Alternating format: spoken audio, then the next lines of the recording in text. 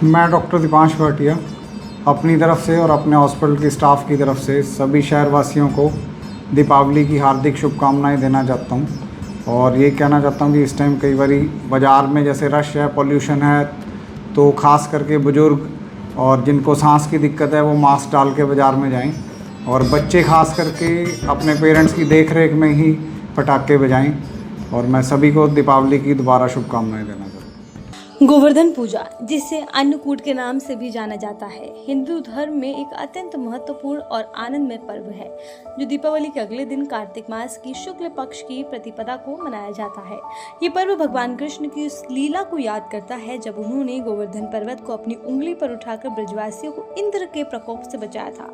इस दिन मंदिरों में विशेष रूप से भगवान कृष्ण की पूजा की जाती है और अन्नकूट का लंगर आयोजित किया जाता है, जिसमें विविध प्रकार के व्यंजनों का भोग लगाया जाता है। और ये उत्सव भक्ति, एकता और सामुदायिक सद्भाव का प्रतीक है। जाखल नई मंडी के दुर्गा मंदिर में यह पर्व बड़े उत्साह और भक्ति के साथ मनाया जाता है। विश्वकर्मा पूजा की बात करें तो विश्वकर्मा पूजा, जो मिस्त्रियों और कारीगरों के विशेष महत्व रखता है, इस दिन विश्वकर्मा मंदिरों में भी लंगर का आयोजन होता है और कारीगर एक दूसरे को राम राम कहकर दीपावली की शुभकामनाएं देते हैं। ये परंपरा सामाजिक और सांस्कृतिक एकता को और भी ज्यादा मजबूत करती है।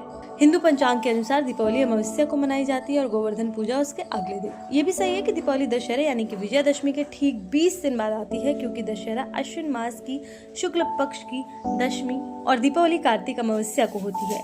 ये समय श्री राम के अयोध्या लौटने की घटना से जुड़ा है, जब उन्होंने रावण पर विजय प्राप्त कर 14 वर्ष का वनवास पूरा किया था। श्री राम के अयोध्या लौटने की कथा को आधार मानकर दीपावली का उत्सव प्रकाश, विजय और खुशी का प्रतीक बना। लेकिन समय के साथ कुछ लोग मानते हैं कि त्योहारों का मूल भाव व्यावसायिकता और आधुनिकता की चकाचौंध में कहीं कमजोर पड़ गया है।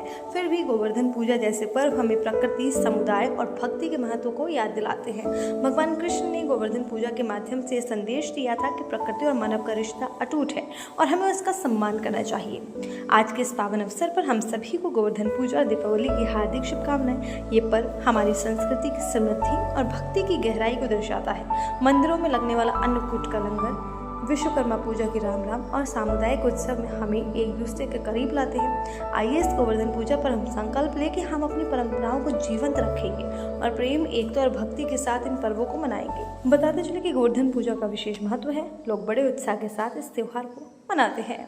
जय माता की सभी दर्शकों को।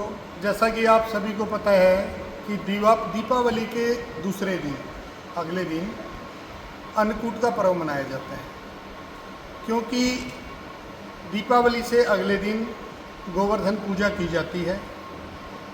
गोवर्धन पूजा ब्रजवासियों द्वारा की गई थी, जिस समय इंद्र के प्रकोप से बचने के लिए भगवान श्री कृष्ण जी ने गोवर्धन पर्वत को अपनी उंगली पर उठाया था जी। और ये गोवर्धन पर्वत भगवान श्री कृष्ण जी ने 7 दिन तक उठा के रखा। एक दिन के अंदर 4 पहर होते हैं, 4 दिन के और 4 रात के, यानी कि 8 पहर टोटल हो गए। तो 7 दिन में 8 सती 56, तो 56 प्रकार का भोग आज के दिन लगवाया जाता है भगवान को, कृष्ण जी को और गोवर्धन जी को। तो इसलिए 56 प्रकार का भोग लगता है। शर्मा जी, एक बात पूछना चाहता हूँ। श्री राम जी अयोध्या लौटे थे, दशहरे से सही 20 दिन बाद अयोध्या लौटे थे। कुबेर का विमान क्या इस बार इतनी तेजी से चला कि दीपावली लोग एक दिन पहले मना गए? देखिए, दीपावली का यदि हम अपने ज्योतिष के हिसाब से बताएं तो दीपावली 21 तारीख और मंगलवार की थी, क्योंकि जो हमारा मार्तंड पंचांग है, वशिष्ठ पंचांग है, जो भी हमारे हरियाणा और पंजाब के पंचांग हैं, उनके अंदर दीपावली का पर्व जो है 21 तारीख को दिया हुआ था।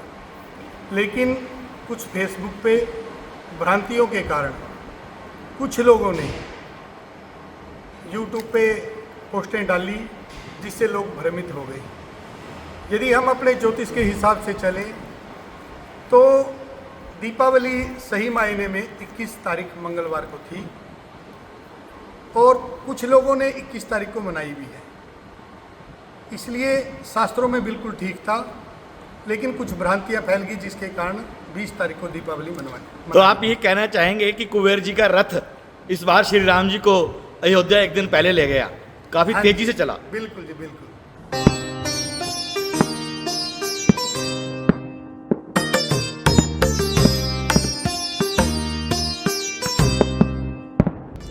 आप सभी देशवासियों को, हरियाणा प्रदेशवासियों को और मेरे अपने टोहाना क्षेत्र वासियों को मैं दीपावली की शुभकामनाएं देता हूँ। ये त्यौहार आपके लिए मंगलमय हो, माँ लक्ष्मी की कृपा पर बनी रहे, हमारे सब परिवार में आर्थिक मजबूती आए, सद्भावना आए, हम सब मिलकर अपने जो सामाजिक पारिवारिक जिम्मेवारियाँ हैं उनको ईमानदारी से निभाएं, अपने क्षेत्र को आगे बढ़ाएं, प्रदेश को आगे बढ़ाएं, देश को आगे बढ़ाएं। आप सभी को पुनः एक बार दीपावली की ढेर सारी शुभकामनाएं। नमस्कार। आपका यहाँ नई मंडी मंदिर में पहुँचने पर स्वागत, अभिनंदन।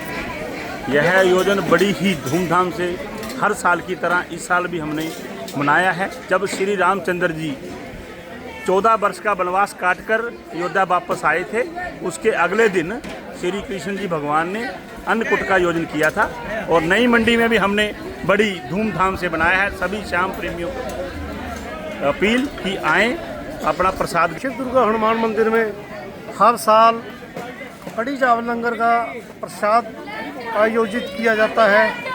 मंडी वासियों से निवेदन है कि सभी यहाँ नई मंडी मंदिर में पहुँचकर प्रसाद ग्रहण करें।